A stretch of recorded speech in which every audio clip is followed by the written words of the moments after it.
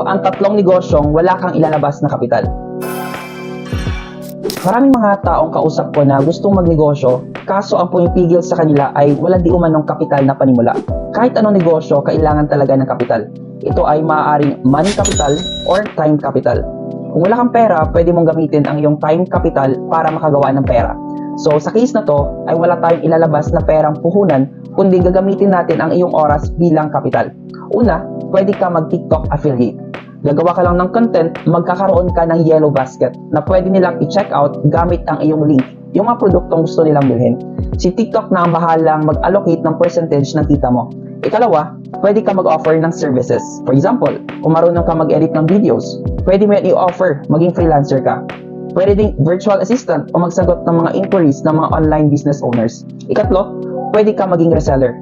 Maghanap ka ng mga kaibigan mo na nagnenegosyo at may existing product at tanungin mo kung baka pwede kang kumita sa pamamagitan ng pag-alok sa mga kakilala mo ng produkto o negosyo nila at bigyan ka nila ng porsyento every time na nakakabenta ka. Kung gusto mo magnegosyo ng walang kapital, kailangan mong aralin ang pagbebenta. Kung magaling kang magbenta, makapag-umpisa kang magbenta ng mga produkto at iba't ibang serbisyo na kapag nakaipon ka na, pwede ka nang magsarili. Follow and share for more.